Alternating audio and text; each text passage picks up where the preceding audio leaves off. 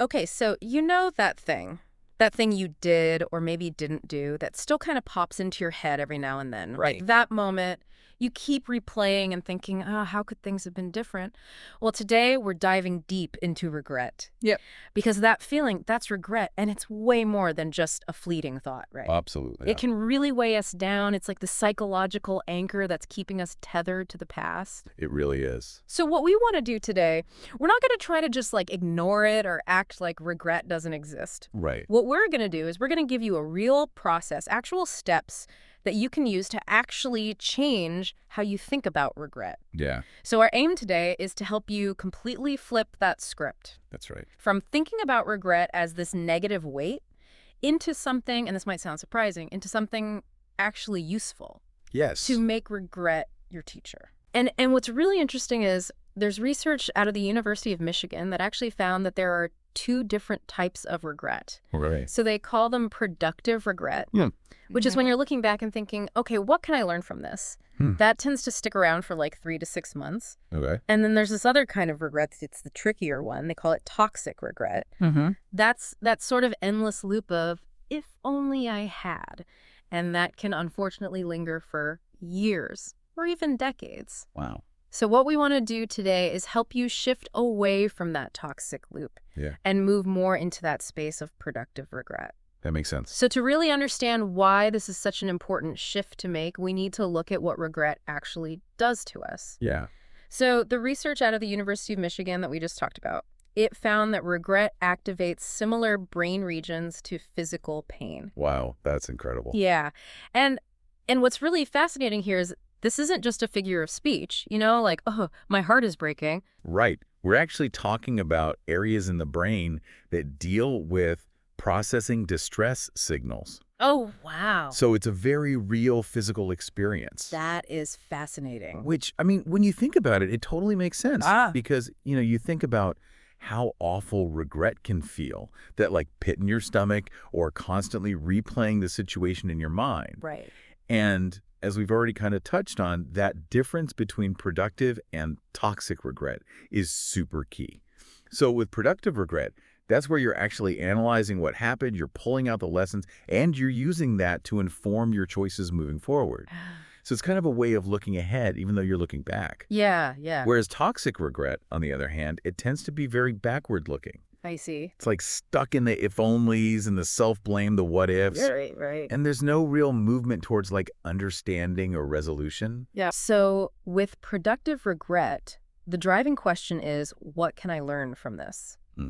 So it's really about growth. It's about finding a positive takeaway from a past misstep. Yeah. And the difference in like how long these two types of regrets stick around is really interesting, isn't it? Yeah. So a few months for something that ultimately helps you grow versus, potentially decades of feeling stuck, feeling negative, feeling bad. Wow. So if you're listening and that toxic regret is sounding really familiar, Yeah. just know there's a way through it. That's great. What we're going to do now is we're going to outline a process, like concrete steps that you can take to help you make that shift. Fantastic. Okay, so let's jump into the first part of what we can call the release process. Our source calls it the regret autopsy.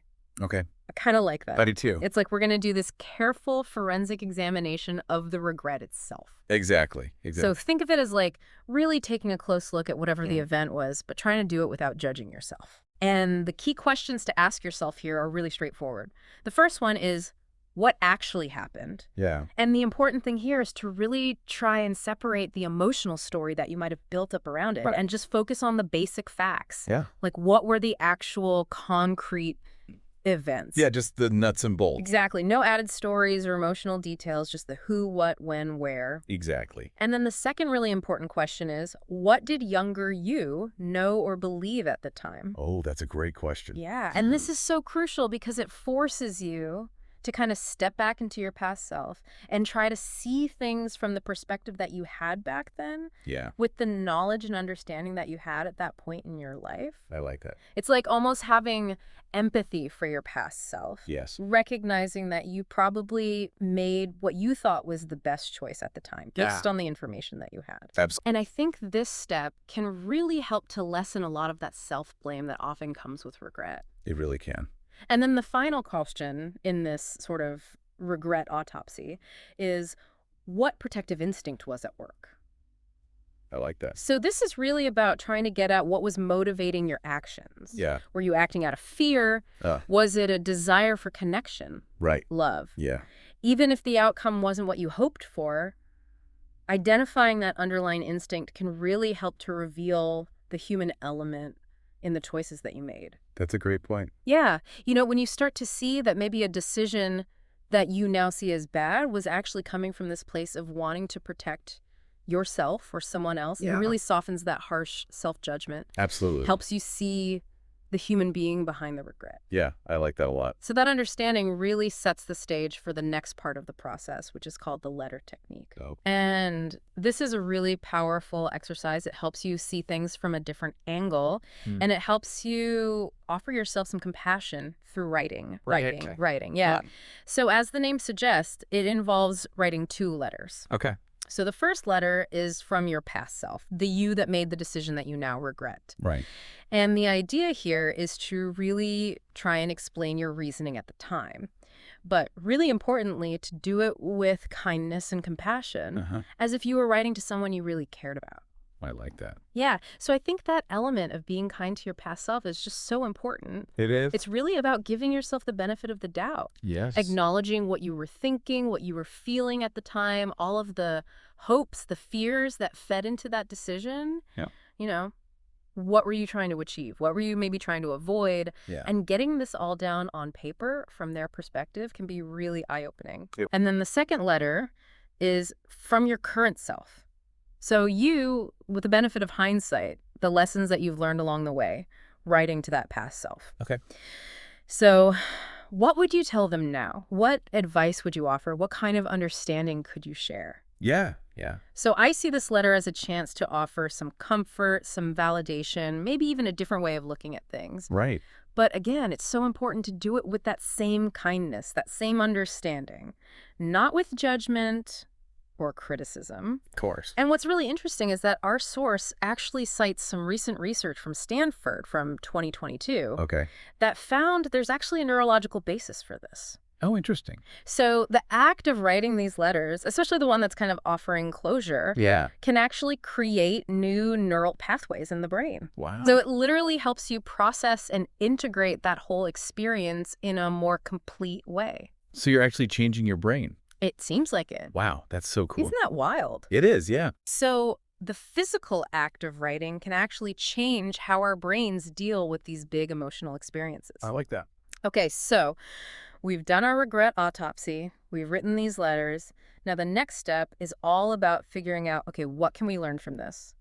Our source calls this transforming regret into curriculum. Right. So this is where we make that active shift from focusing on what went wrong to identifying what we can actually take away from this experience. Right. And the questions that can guide you here are designed to really help you find the value in the experience. So first, how has this shaped who I am today? So this is really encouraging you to look at the bigger picture and recognize any growth or resilience that might have come out of this. That's a great point. It's about recognizing how that experience, even if it was painful, has contributed to the person you are now. Yeah. Maybe it made you more understanding or more careful or stronger in ways you didn't even realize. I like that. And then the second question sort of builds on that. What strength did it force me to develop? Because sometimes it's actually through those mistakes that we discover inner strengths that we never knew we had. That's true. Like maybe you had to learn to be more resilient or to communicate better or to be more independent. And actually being able to name those strengths that you had to develop because of this difficult experience can be really empowering. Yeah. And then the final question in this stage is, how can this help others? Well, that's a good one. So this is really about finding a way to turn your own experience into something that could benefit the people around you. Yeah. This one's really powerful because it takes the focus off of your own pain, and it's asking, how can what I've learned offer guidance or support to someone else who might be going through a similar thing? Yeah. It really turns the regret into a potential source of wisdom and empathy. I like that. And I really like this quote. Your worst decisions become your most valuable teachings. That's a good one. It's a really, really powerful way to look at it. Okay, so we've gone through understanding the regret, processing it, extracting the lessons. The final step in this release process is really about how to manage those feelings of regret in the present moment. Okay. Our source calls this present moment anchoring. Okay. And so this is really about having some strategies that you can use when those old feelings or thoughts of regret inevitably pop back up. Right. And our source gives us a bunch of really practical techniques that are based on neuroscience. Oh, wow. So the first one is the 5-4-3-2-1 grounding exercise. Can you tell us a bit about that? Yeah, absolutely. So this is a technique that's used to bring you back into the present moment by really focusing on your senses. Okay. So you simply name 5 things that you can see around you.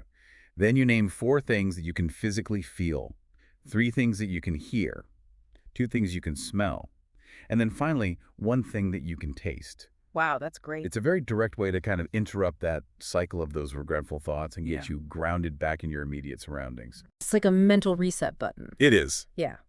The second anchor is future self-visualization. So how does that work?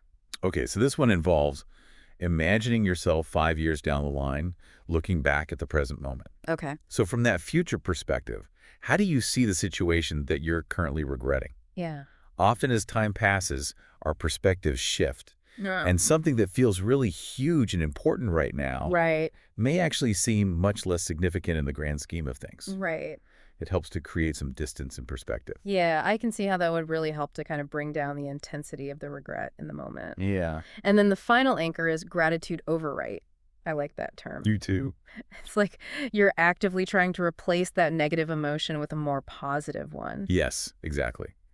And this one involves actually naming 3 things that you're currently grateful for in your life Yeah. that might have indirectly come about as a result of that experience that you're regretting. Oh. So it's not about saying the regret itself was a good thing, Right. but it's about acknowledging that there might have been some positive side effects that emerged from it. Yeah. Yeah. Maybe it's like a door closing, but then a better door opening. Right. Right. So it's about focusing on what you have now. So all of these present moment anchors, it's like they're tools that we can keep in our back pockets, Yeah. ready to use whenever those feelings of regret try to creep back in.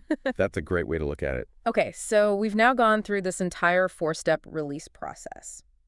To really demonstrate how all of this can play out in real life, our source gives us some really interesting case studies. Oh, cool. So examples of how regret, even like major setbacks, can actually lead to really positive outcomes. Okay. So take J.K. Rowling, for example. Oh, yeah? So her early life, she went through a really difficult marriage, had a lot of financial struggles. Right. You know, I'm sure those were experiences that came with a lot of hardship and regret. Of course, yeah. But those same themes of loss, resilience, the power of love, those are so central to the Harry Potter series. Yeah, it's true. Which has obviously resonated with millions of people around the world. Absolutely. It's almost like those tough experiences kind of fueled the heart of her creative work. Yeah, I see that. It's a really powerful reminder that even our biggest disappointments can inform and even enrich what we offer to the world. Yeah. Another example is the story of Steve Jobs being fired from Apple. I mean, at the time, that must have felt like this huge failure, a massive regret. Oh, yeah. To be forced out of a company that you built, it's got to be a huge blow. Yeah. But that event led him to start Pixar, Right. which was this groundbreaking animation studio, and eventually it paved the way for his return to Apple. That's right. And of course, all of the amazing innovations that came after that. Yeah, wow. It's just a really striking example of how something that feels like a devastating setback in the moment can actually end up leading to even greater achievement. That's really interesting. It really shows that just because we experience regret, it doesn't mean that's the end of the story. Right. There's still so much potential for growth and new paths forward. Yeah, I got it. And our source wraps up this whole section with this really profound thought, I think. Your regrets contain the seeds of your unique contribution if you mine them wisely. Oh, that's good. I think that's something really powerful to consider. It is. So to help you actually put all of this into practice, our source suggests what they call a 21-day regret detox. Okay. So it's not just about understanding the concepts. Isa? It's about putting in the work. Right. So this is a challenge for you. Over the next 21 days, the first part is to choose one significant regret that's been weighing on you. Yeah. And really commit to going through that 4-step release process that we just walked through. Okay. So the regret autopsy, the letter technique, identifying those lessons, and then starting to use those present moment anchors The second part of the challenge is to actually make it a daily habit to use those present moment anchoring techniques. Right. So that 5, 4, 3, 2, 1 grounding, future self-visualization, the gratitude override. Yeah. Use those whenever those old yucky feelings and thoughts of regret start to pop back up, Great. because consistency is key when you're trying to change those automatic brain responses. It really is. And then finally, once a week, share one of the lessons that you've learned from your regret with someone else, who might be going through a hard time. This not only helps to solidify your own learning, Uh-huh. but it also allows you to offer support and guidance based on what you've gone through. So you're really turning that regret into something positive. I like that. And the source actually has this really cool call to action. What's that? They're encouraging you to comment "I release" Oh, as a way to publicly commit to this process. Yeah. It can be really powerful to sort of say it out loud. I can imagine. So whether you decide to leave a comment or just keep this commitment to yourself, we really hope that you'll take on this 21-day challenge. Yeah, it sounds great. And remember that really great thought that we talked about, the one from our source. The past is a place of reference, not residence. Your life is happening now. That's beautiful. That's it for our deep dive today. We'll catch you next time. Bye, everyone.